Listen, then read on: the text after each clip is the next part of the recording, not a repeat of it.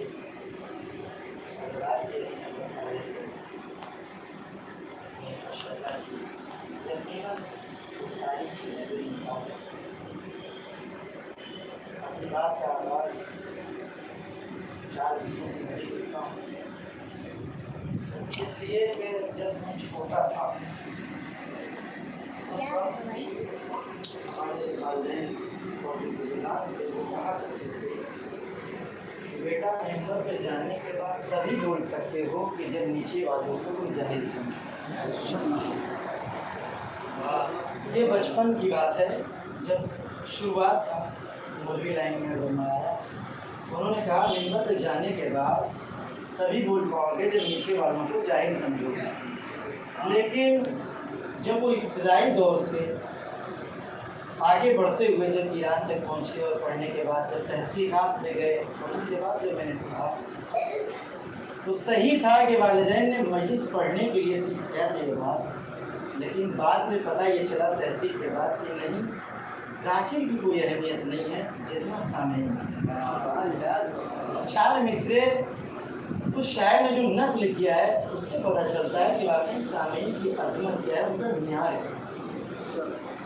شاعر کہتا ہے کہ یہ معنی عظمت منبر مجھے نصیب ہوئی، یہ معنی عظمت منبر مجھے نصیب ہوئی، تیرے نصیب میں باغ جنا کے پھول بھی ہیں۔ یہ معنی عظمت منبر مجھے نصیب ہوئی، تیرے نصیب میں باغ جنا کے پھول بھی ہیں، مگر بلند نہیں سامعین سے ذاکر، مگر بلند نہیں سامعین سے ذاکر، کہ سامعین میں زہرا بھی ہے رسول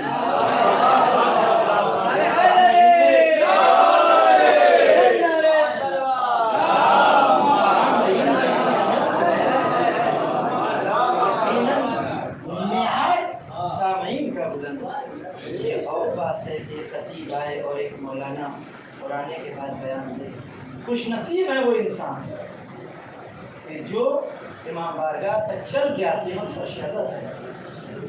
بہت سے ایسے لوگوں کو بھی دیکھا ہوگا آپ لوگوں نے ایام ایسا ہے، میں بھی جہاں اشرف پڑھ رہا تھا دیکھا کہ کچھ لوگ بہت دور دور سے سفر کر کے آئے۔ کیوں آئے؟ علت کیا تھی سفر کرنے کی؟ کہ ہم اپنے وطن محرم کرنے جا رہے ہیں۔ 10 دنوں میں نے 10 مرتبہ بھی ان کو فرش عزت پہ نہیں کی۔ یہ توفیقات کی بات ہوتی ہے کہ انسان دور کا سفر طے کر کے آ جائے اور آنے کے بعد اس کو اتنی توفیق نہیں ہوتی کہ وہ فرش عزت تک آ جائے۔ یقیناً جو لوگ فرش عزت تک آ جاتے ہیں انہیں شکر کے سجدے کرنا چاہیے کہ پروردگار عالم نے انہیں توفیق دی ہے۔ صلوات پڑھیں محمد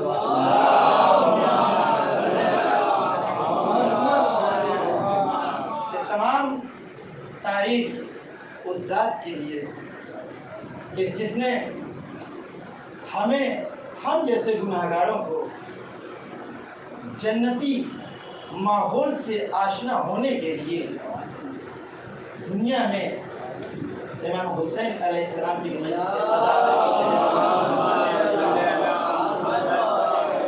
درود و سلام ہو ان ذات پر کہ جن کے ذکر کی تاثیر کا کمال یہ ہے کہ جس فرش پر بیٹھ کر کے ہم اسے خاک سمجھتے ہیں، یہ خاک عرشی مخلوق کے لیے نورانی چمکتا ہوا متبرک۔ عزیزان محترم، جس آیہ کریمہ کو میں نے اپنا سرنامہ کلام قرار دیا ہے، کیا کہا پروردگار عالم نے کہ بسم اللہ الرحمن الرحیم ان ھذا صراطی مستقیمہ، یہ میرا سیدھا راستہ ہے، فاتبعوہ، پس تم اس کی اتباع کرو، ولا تتبعوا السبل فتفرق بکم عن سبیلہ، اور خبردار ان راستوں کے چکر میں، ان راستوں کی وجہ سے تم ان راستوں سے دور نہ ہو جاؤ۔ ذالکم وصاکم بہی لعلکم تتقون، اور پروردگار عالم کی طرف سے ہمارے لیے ہدایت ہے، اس کی طرف سے ہمارے لیے وصیت یہ ہے کہ ہم متقی بن جائیں۔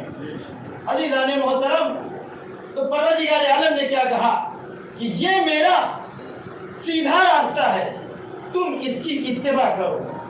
یعنی پروردگار عالم کے سیدھے راستے پر اگر وحشی چلے تو وہ انسان بنتا ہے.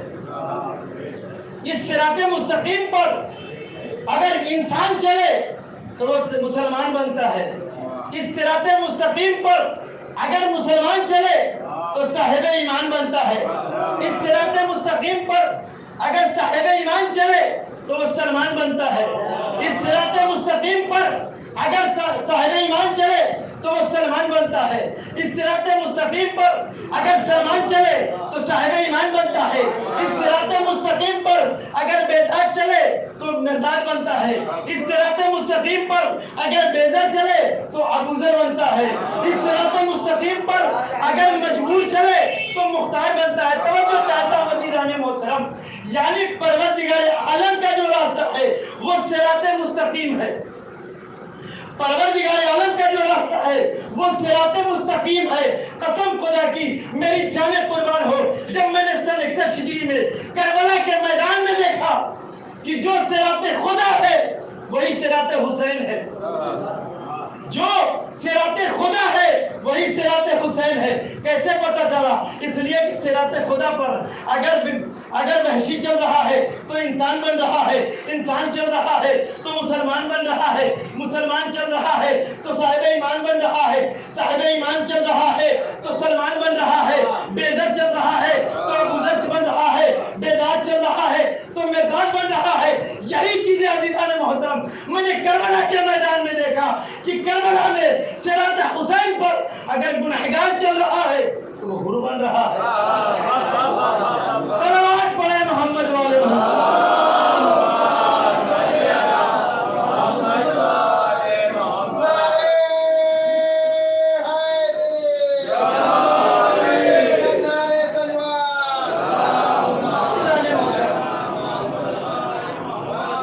ہر انسان کو تلاش ہے کہ اسے ایک منزل مل جائے. مثال، اس عزا خانے پر آنے کے لیے بہت سارے راستے ہیں. چاہے آپ مشرق سے آئیے تو بھی یہاں پہنچیں، مغرب سے آئیے تو بھی یہاں پہنچیں، جنوب سے آئیے، جہاں سے آئیے آپ یہاں پہنچیں گے. شرط کیا ہے؟ راستہ صحیح ہو اور منزل پہ جانے کا مستحکم ارادہ.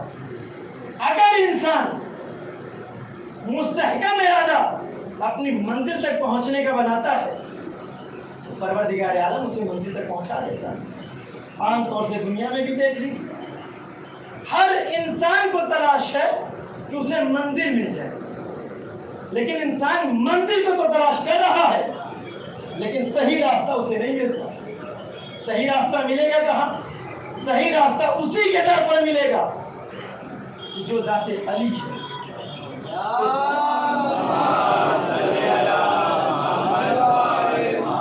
کیا کہا علی بن ابی طالب نے کہ انا صراط مستقیم، میں صراط مستقیم ہوں. اگر تم چاہتے ہو کہ توحید تک پہنچ جاؤ، تمہارے لیے ضروری یہ ہے کہ تمہارے دل میں ولایت علی ہونا چاہیے. اگر تم ہم تک آ گئے تو صراط خدا تک پہنچ جاؤ گے. صراط خدا تک پہنچ گئے تو توحید تک جانا تمہارے لیے آسان ہوگا. عزیزان محترم، تو صراط خدا جس کے بارے میں پروردگار عالم نے کہا کہ ان ھذا صراطی مستقیما، یہ میرا سیدھا راستہ ہے. اس کے بعد کیا کہا؟ فاتبعوہ، بس تم اس کی اتباع کرو. دو چیزیں ہوتی ہیں عزیزان محترم. اتباع کرنے کا مطلب یہ ہوتا ہے کہ انسان راستے کے پیچھے چلتا ہے. دو چیزیں ہیں، ایک وہ جو راستے کے اوپر چلتا ہے، ایک وہ جو راستے کے پیچھے چلتا ہے. عربی گرامر کے اعتبار سے دیکھیں، دو لفظ استعمال ہوتے ہیں. ایک عین لام یہ الا، الا کے معنی ہوتے ہیں پر، اور ایک الف لام یہ الا کے معنی کیا ہوتے ہیں؟ کی طرف. یعنی دو چیزیں ہیں، ایک صراط مستقیم پر اور ایک وہ جو صراط مستقیم کے پیچھے.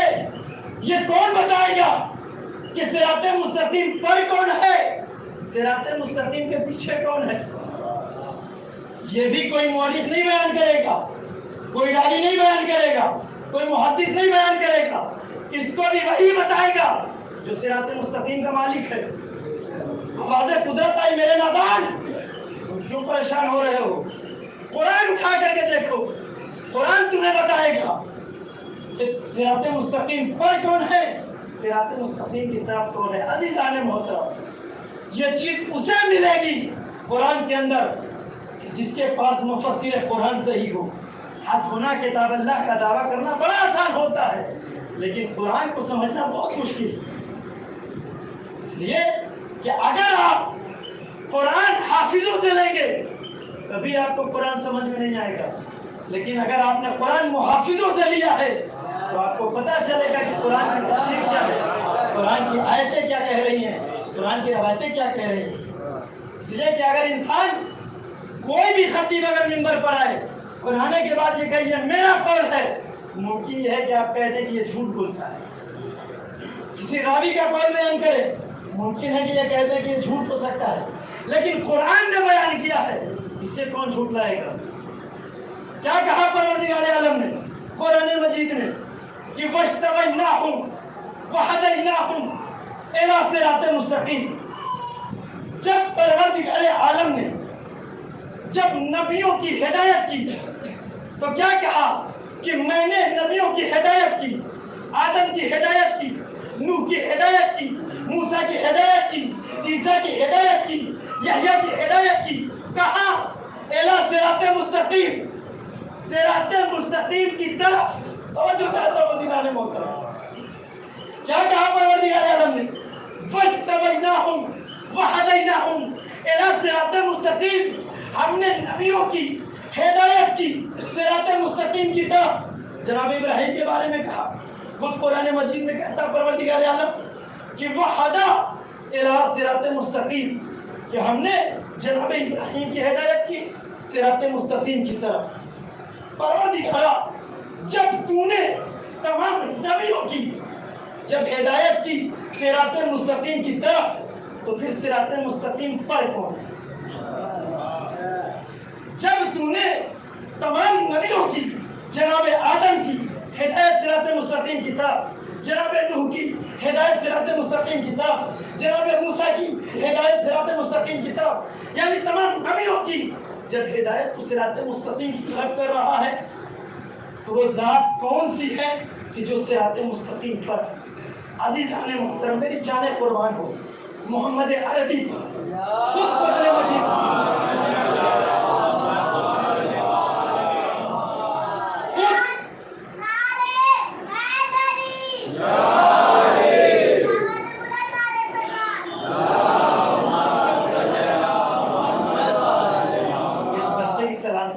تو مل جل کر کے سوال کیا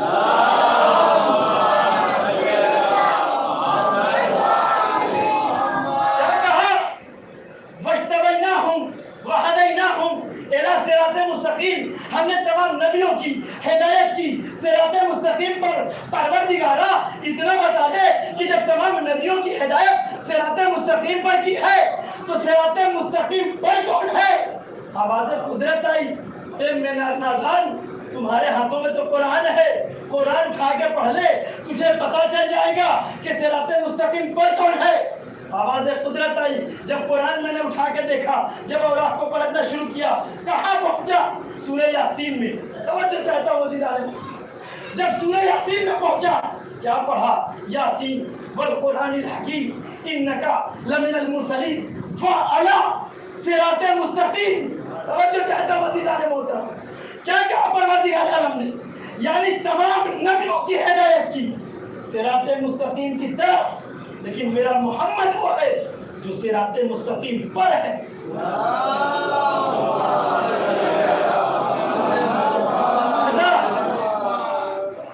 یہ میری کتاب نہیں عزیزان محترم، خود قرآن کہہ رہا ہے۔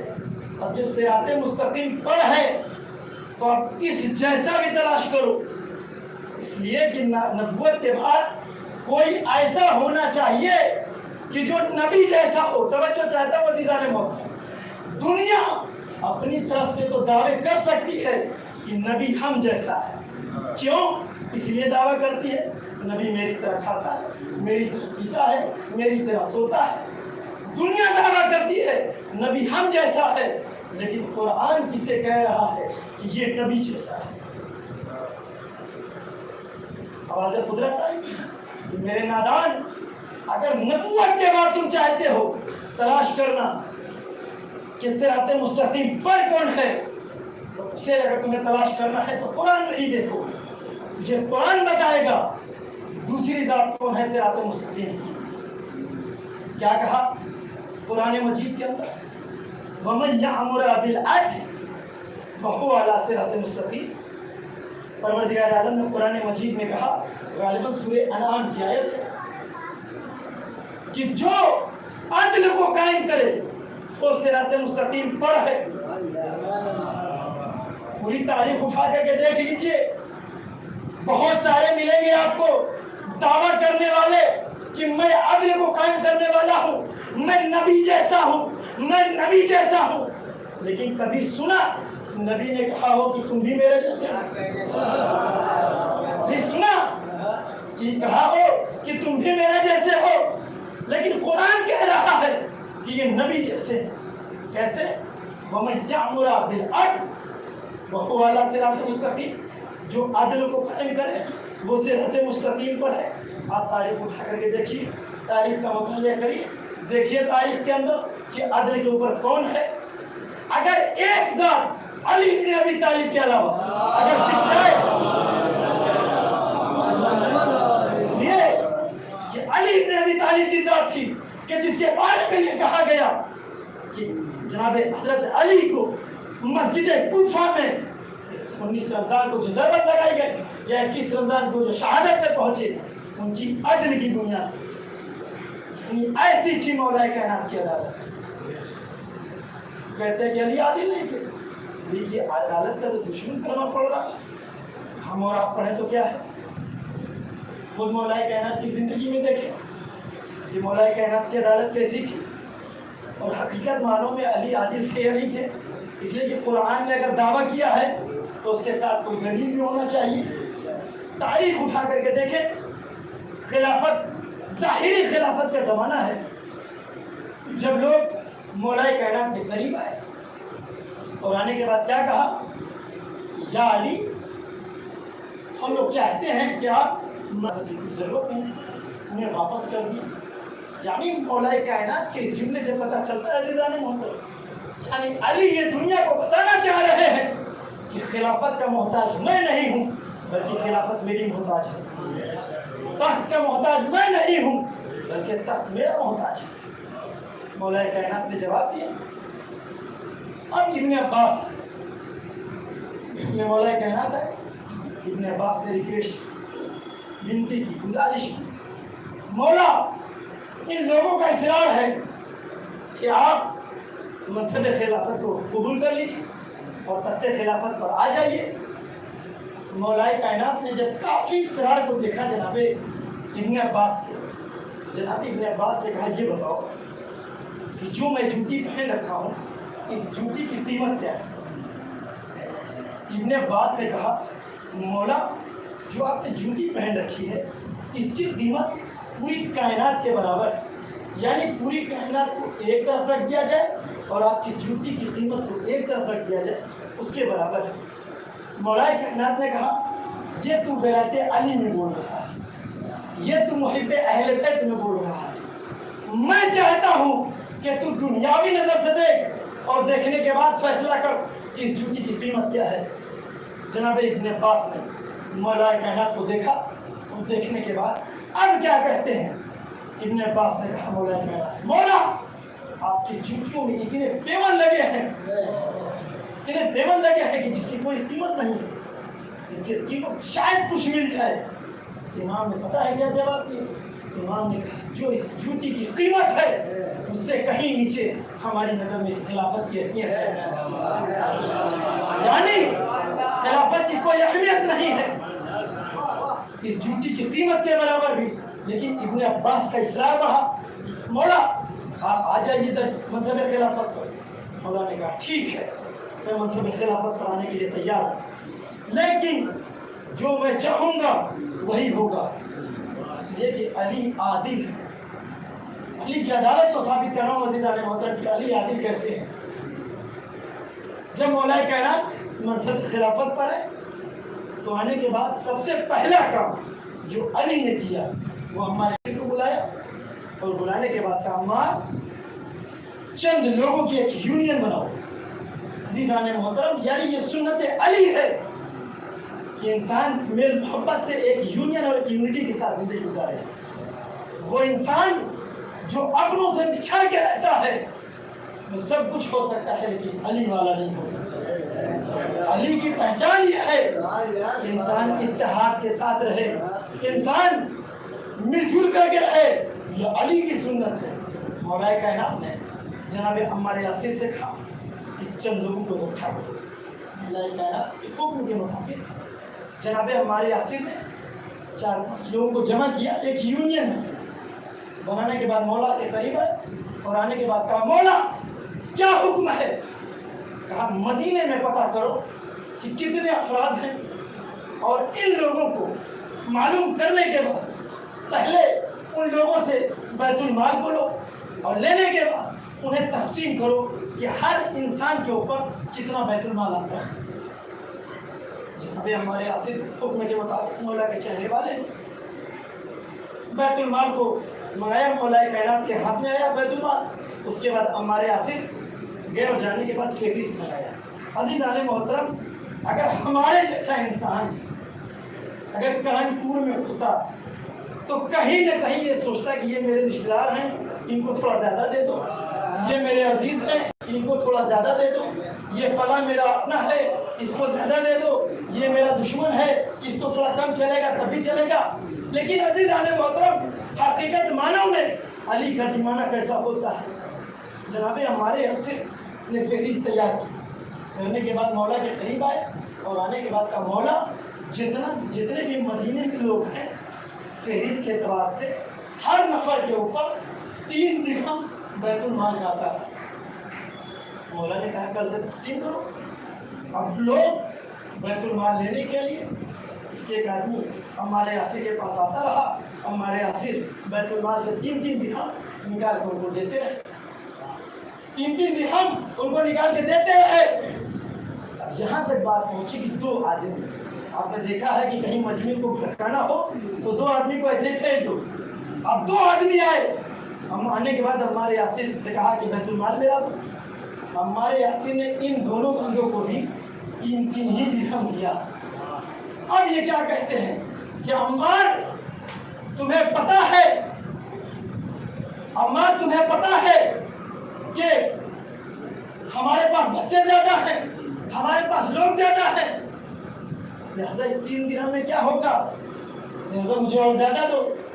جناب عمار یاسر نے جواب دیا، کہا کہ جتنا مجھ کو حکم دیا گیا ہے اس سے زیادہ میں تمہیں نہیں دے سکتا۔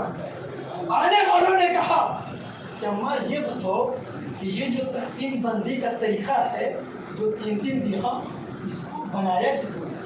تم نے اپنی مرضی سے بنایا ہے یا علی نے بنوایا ہے؟ عمار یاسر نے جواب دیا کہ اس کو علی نے بنوایا ہے۔ اب یہ دونوں فرد توجہ چاہتا ہوں عزیزان محترم، یہ دونوں شخص عمار یاسر کے پاس سے اٹھنے کے بعد علی کے دروازے پر آئے، آنے کے بعد کہا یا علی، اللہ کہنا تھا کیا ہوا؟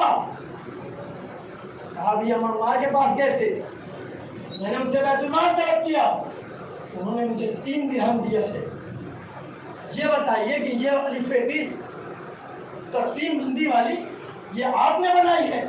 مولا نے کہا ہاں۔ کہ آپ کو پتا ہے کہ میرے پاس بچے زیادہ ہیں، میری عیال زیادہ ہے، میرے پاس لوگ زیادہ ہیں، اس 3 درہم میں کیا ہوگا؟ لہذا اس سے پہلے جو تھا تخت خلافت پر وہ تو مجھے زیادہ دیتا تھا، آپ مجھے کم دے رہے ہیں۔ امام نے جواب دیا، کہا یہ دیکھو، یہ مت کہو کہ مجھ سے پہلے کون تھا کہ تمہیں زیادہ دیتا تھا، یہ بتاؤ کہ جو اس سے پہلے تھا وہ تمہیں کتنا دیتا تھا۔ اس لیے کہ خلفاء کی بات ہی نہیں کرتا۔ صلوات پڑھیں محمد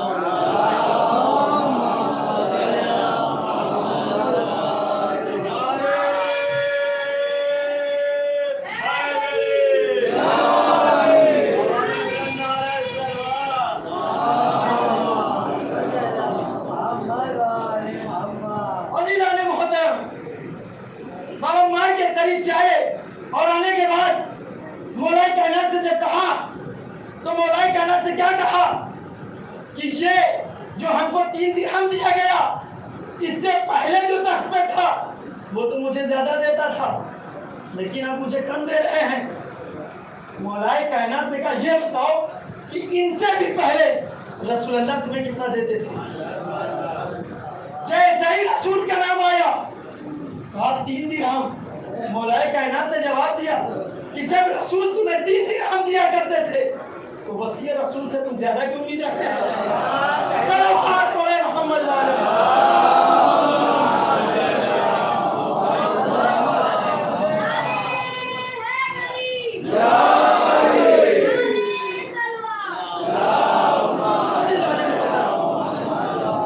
عدالت تو پتہ چل گیا نا، صلوات پڑھے محمد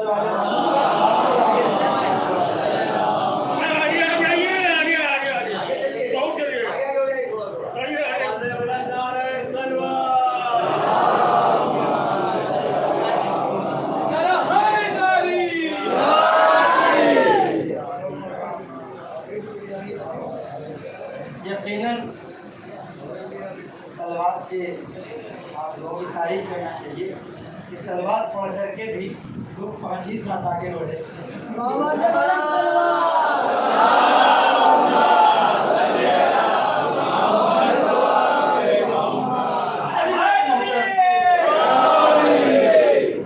تو عدالت علی کیسے معلوم ہو کہ علی عادل ہے؟ اس لیے کہ علی وہ ہے کہ جو رسول جیسے ہیں۔ یہ کون کہہ رہا ہے؟ یہ علی نہیں کہہ رہے ہیں، اس لیے کہ جو اپنی زبان سے کہے ہم رسول جیسے، اسے کبھی نہ مانیے گا۔ جسے قرآن کہے کہ یہ رسول جیسے، اسے مانیے۔ قرآن نے کہا وَمَن يَأْمُرَ بِالْعَدْلِ وَهُوَ عَلَى صِرَاطٍ مُسْتَقِيمٍ، کہ جو عدل کو قائم کرے وہ صراط مستقیم پر ہے۔ تاریخ اٹھا کر کے دیکھیں، خود واقعہ ملتا ہے مولا کائنات کے، جس کو اسبغ بن نباتہ نے نقل کیا۔ کہتے ہیں کہ مسجد کوفہ ہے، مسجد کوفہ چھلک رہی ہے لوگوں سے بھری ہوئی، مولا کائنات منبر پر ہیں، کچھ لوگ علی کے قریب آئے، آنے کے بعد کیا کہا؟ یا علی، آپ مجمع میں دیکھ رہے ہیں وہ شخص جو دور حبش کا دکھ رہا ہے وہ چور ہے۔ مولا نے کہا اچھا، اگر یہ چیز اگر ہم لوگوں سے بیان کی جائے تو ہم جا کے پوچھیں گے پہلے، بعد میں اس سے پہلے ماریں گے۔ حقیقت تو یہی ہے نا، لیکن علی والا حقیقت معلوم ایسا نہیں ہے۔ مولا کائنات کو جب لوگوں نے کہا تو مولا کائنات نے اس حبش کے غلام کو اپنے پاس بلایا، اور بلانے کے بعد کیا کہا؟ کہا کہ تو چور ہے، تم نے دزدی کی ہے۔ وہ حبش کا غلام کہتا ہے نام یا سیدی، ہاں میرے سید، ہاں میرے سردار، میں چور ہوں۔ مولا کائنات نے دوبارہ اس لفظ کی تکرار کی، کہا کہ واقعی تم نے چوری کی ہے، تو چور ہے۔ اگر دنیا کے سامنے اگر کوئی ہوتا عزیزان محترم تو یقیناً وہ جھوٹ بول کر کے نکل جاتا، یا تھوڑا بہت رشوت دے کے نکل جاتا، لیکن علی ہے سامنے، عادل ہے مولا کائنات، ان کے سامنے انسان جھوٹ بول کر کے نہیں نکل سکتا۔ دوبارہ جب پوچھا تو اس نے یہی جواب دیا، نعم یا مولائی، ہاں میرے مولا، میں نے چوری کی ہے۔ اب مولا کائنات نے کیا کہا سنیں گے؟ تیسری مرتبہ مولا کائنات کہتے ہیں کہ میں تجھ سے آخری مرتبہ پوچھ رہا ہوں، اگر تم نے چوری کی ہے اور قبول کرتا ہے تو میں تیرے ہاتھ کو کاٹ دوں گا۔ اب تو دل میں خوف ہو جانا چاہیے، اب تو ڈر ہو جانا چاہیے، اب تو جھوٹ بول سکتے تھے، اب تو کچھ کر سکتے تھے، لیکن عزیزان محترم مولا کائنات عادل ہیں۔ علی بن ابی طالب کے سامنے کوئی جھوٹ بول کے نکل جائے، یہ نہیں ہو سکتا۔ اس نے وہی جواب دیا کہ ہاں میرے مولا، ہم نے چوری کی ہے۔ مولا نے حکم دیا، حکم کیا دیا؟ اس کی انگلیاں کاٹ دی، اس کی انگلیاں کاٹ دی۔ اب یہ چور بھی عجیب و غریب چور ہے، اس کا ہاتھ کٹا، बाएं हाथ की उंगलियां कटी, दाहिने हाथों में ये उंगलियों को लिए खून गिर रहा है। मस्जिद कूफा से वो बाहर निकल रहे। अज़ीज़ान मोहतरम, यहाँ पे रुक एक सवाल है। हाथ काटने का हुक्म था, लेकिन अली कितने बड़े आदमी, अगर मौलाए कायनात यहाँ से हाथ काट देते तो उसका असर क्या होता? इसलिए कि अगर अली हाथ काट देते तो चोर था, सजा तो मिल जाती, लेकिन वुजूबात इलाहिया को अदा करने से ये मासूर हो जाता है। क्यों? इसलिए कि नमाज के अंदर कुछ 6 मकामात 7 मकामात हैं जिसको जमीन पर रखना वाजिब है। अगर मौलाए कायनात मिसाल के तौर पे दोनों हाथों की हथेलियों को रखना, पेशानियों को रखना, घुटने का रखना, दोनों अंगूठे को, पैरों के अंगूठे को रखना, जमीन के ऊपर रखना वाजिब है। अगर मौलाए कायनात उंगलियों के बजाय अगर इसका पूरा हाथ काट देते तो ये खुदा के इस वाजिब को अदा करने से महरूम रह जाता। लेकिन क्या कहना अली की जात का, मौलाए कायनात ने सजा भी दिया है, तो ये देखते हुए दिया है इसे सजा भी मिल जाए और ये अल्लाह के बात को भी अदा कर सके। ऐसा होना चाहिए आदमी। अब मौलाए कायनात ने जब इसका हाथ कटवा दिया, अब ये तो चोर है ना, हाथ कट गया, सजा की गई, अब इसे क्या करना चाहिए? हमारे हाथ तो अगर किसी को मार दिया जाता है तो कम से कम 1 हफ्ता तो गाली देते ही है। लेकिन ये जीव अली का चाहने वाला है, मस्जिद से निकला। हम मस्जिद से निकलता है, एक शख्स वर्गाने के लिए से मुलाकात होती है, वो कहता है, क्या कहता है? बड़ा तू अली अली कर रहा था ना, बड़ा तुझको नाज था अली के ऊपर, देखा अली ने तेरे साथ क्या किया, अली ने तेरा हाथ काट दिया, तू तो अली का चाहने वाला बन रहा था। पता है क्या जवाब दिया? चोर जरूर है, लेकिन इसे पता है कि अली की मंजिलत क्या है। जवाब देता है कि मैंने चोरी की थी, अली आदिल है, उन्होंने अदालत के मुताबिक मुझे सजा दी है, इसलिए कि अली के नजदीक न कोई रिश्तेदारी होती है, न कोई नातेदारी होती है। अगर कोई गलत है तो गलत है, अगर कुछ हक है तो वो हक है। आगे कहता हुआ निकला, लोगों ने पूछा, ये बता तेरा हाथ किसने काटा? क्या फजाइल पड़ता है, सुन लीजिए अज़ीज़ान मोहतरम। ऐसा चोर अगर हो तो उसे दुनिया में भी इज्जत मिलती है, आखिरत में भी इज्जत मिलती है। चोरी करने के बाद जब सजा मिल रही है तब कैसे कसीदे पढ़ रहा है अली? क्या कहता है? जब लोगों ने पूछा कि तेरा हाथ किसने काटा, कहता है मेरा हाथ उसने काटा जो अली की रस्सी है, मेरा हाथ उसने काटा जो शाफ़िए महशर है, मेरा हाथ उसने काटा जो क़यामत तक नमाज का आदी है, मेरा हाथ उसने काटा जो क़यामत तक नमाज का आदी है। लोगों ने पूछा कि बताओ तुम्हारा हाथ किसने काटा? अजीब गुलाम है, अजीब ये चोर है। इस मस्जिद गुफा से निकल करके गुफे के बाजार में ये ऐलान कर रहा है, सुनो कुफियों, मेरा हाथ उसने काटा जो मक्की है, मेरा हाथ उसने काटा जो मदनी है, मेरा हाथ उसने काटा जो खैबरी है, मेरा हाथ उसने काटा जो जो जो फातिह खैबर खंदक है, मेरा हाथ उसने काटा जो कातिल मरहब व अंतर है, जिसने मरहब व अंतर को कत्ल किया है। अज़ीज़ान मोहतरम, अब जब लोगों ने ये सुना, भाई अजीब दीवाना है, अली ने हाथ भी काटा, अली के कसीदे भी पढ़ रहा है, अब तो बस इससे नहीं चला, फिर ये लोग अली के करीब आए, कहा या अली, मस्जिद कुफा में उठने के बाद कहा या अली, आपने जिस गुलाम को सजा दी है, जिस नौकर को सजा दी है, जिस चोर को सजा दी है, जिसका हाथ काटा है, वो तो मस्जिद कुफा से निकला और कुफे के बाजारों में आपका कसीदा पढ़ रहा है, आपके फजाइल बयान कर रहा है। मौला ने कहा हाँ, मौला ने इजाज़त दी और उसे बुलाया जाए। उसे बुलाया गया मस्जिद में, तवज्जो चाहता हूँ अज़ीज़ान मोहतरम, बुलाया गया मस्जिद के अंदर। मौलाए कायनात ने पूछा कि तू मेरा फज़ल बयान कर रहा था? उसने कहा हाँ। कहा मैंने तेरा हाथ कटवाया, मैंने तुझे सजा दी, उसके बाद भी तू मेरे फज़ल बयान कर रहा है। जवाब देता है या मेरे मौला है, मेरे आका, आपकी फजीलत क्या है कि आपके फज़ाइल बयान किए जाए, आपका हक यह है कि आपका कसीदा पढ़ा जाए। बुलाए कायनात ने उसे नहीं बुलाए, बुलाने के बाद उसकी उंगलियों को अपने हाथों में लिया और उसके हाथों को अपने हाथ में लिया, अब से उसको छुपाया, छुपाने के बाद दस्ते یداللہ کو پھیرا، توجہ چاہتا ہوں عزیزان محترم، پھیرنے کے بعد اب جو آبا کا دامن ہٹ گیا، اس کا ہاتھ جیسے تھا ویسے ہی ہو گیا۔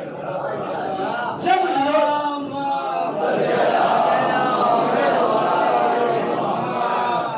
دیکھیں عزیزان محترم، انسان کی فطرت یہ ہے کہ کسی طریقے سے بھی اسے سکون نہیں ملتا۔ جب ہاتھ کٹا تو بھی سوال کہ ہاتھ کاٹ کے فضائل بیان کر رہا ہے، جب ہاتھ جڑ گیا تو بھی اعتراض، یا علی جب ہاتھ کو جوڑنا ہی تھا تو کٹوایا کیوں؟ جب انگلی کو جوڑنا ہی تھا تو کاٹا کیوں؟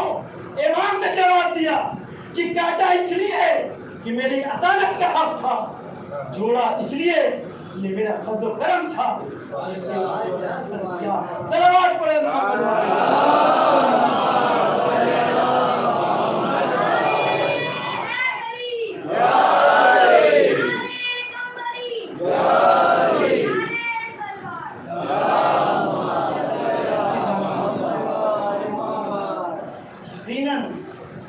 کائنات کو لوگوں نے شہید کیا عدالت کی۔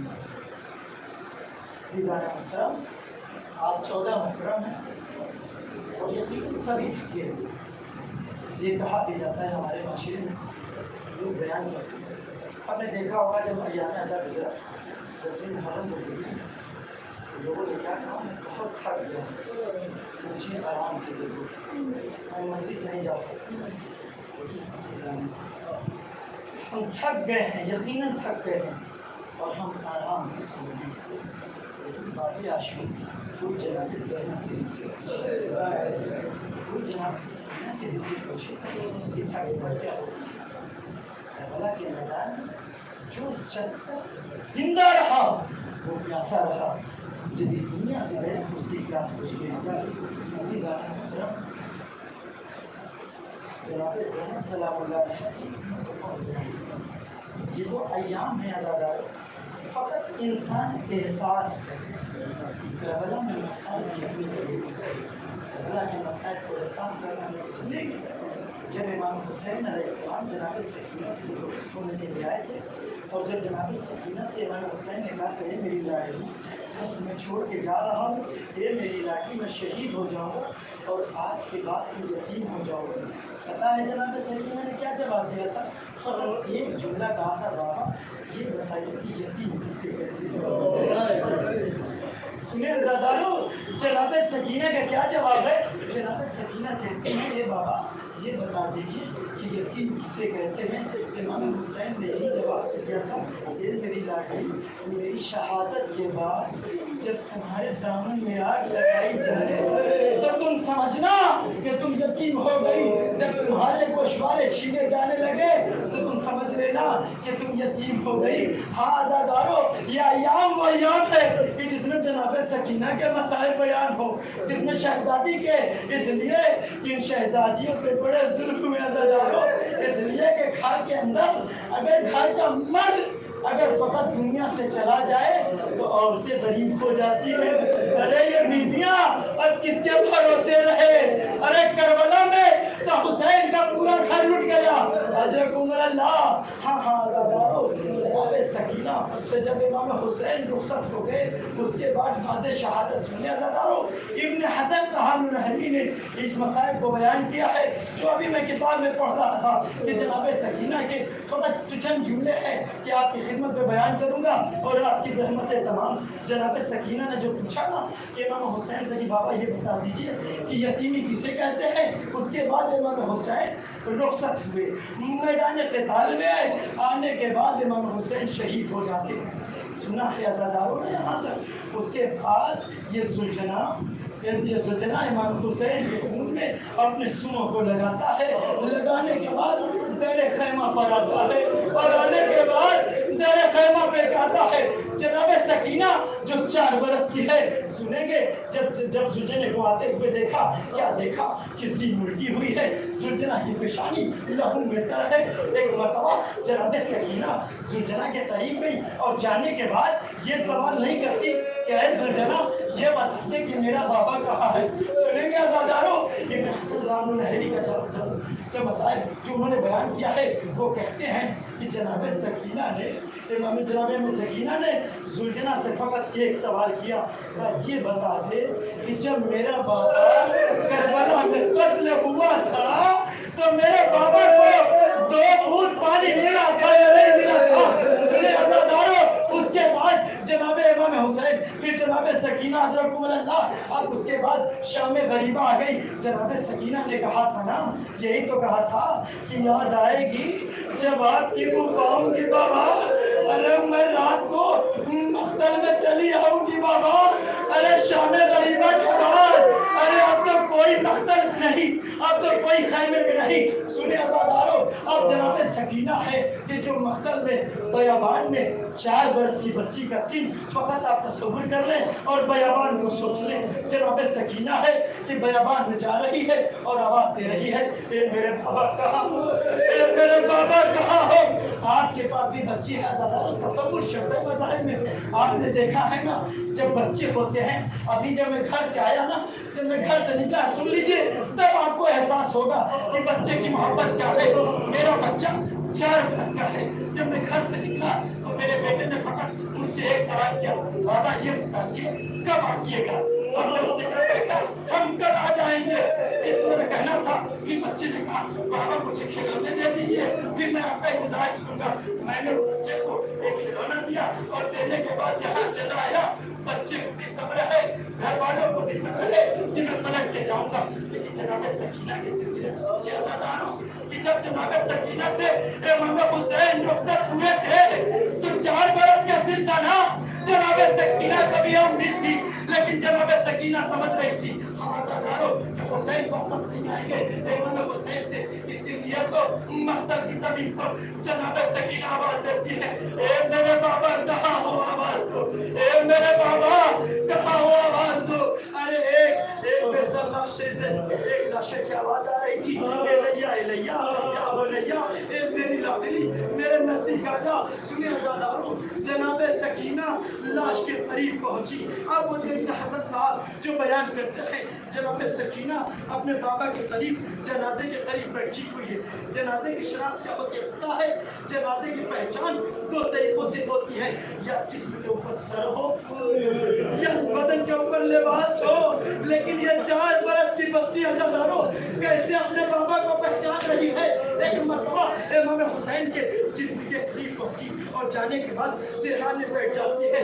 बेटी है ना, बाप के पास सब नहीं है कि वो बोसा दे सके। तकरीबन मिलता है अज़ादारों कि जनाब सकीना ने एक मरतबा इमाम हुसैन के दाएं हाथ को उठाया, उठाने के बाद चूमा, चूमने के बाद कहा बाबा बाबा आपके बाद मुझे तमाचे मारे गए। उसके बाद जनाब सकीना ने एक मरतबा बाएं हाथ को उठाया, उठाने के बाद चूमा और चूमने के बाद कहती है बाबा अरे जो आप लोगों ने दूल्हे पहनाए थे वो दूल्हे छीन लिए गए। अज़ादारों कभी दाहिने हाथ को उठाती है, कभी बाएं हाथ को उठाती है, चूमती है, अपने सीने से लगाती है और कहती है कि बाबा बाबा आपके बाद सकीना के दामन में आग लगाई गई।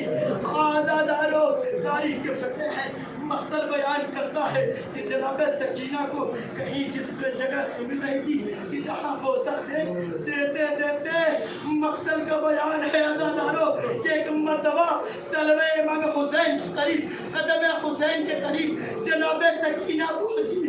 पहुंचने के बाद तलबे का बोसा दिया, ए मेरे बाबा आपके जिस्म में सर नहीं है, मैं आपको कहाँ बोसा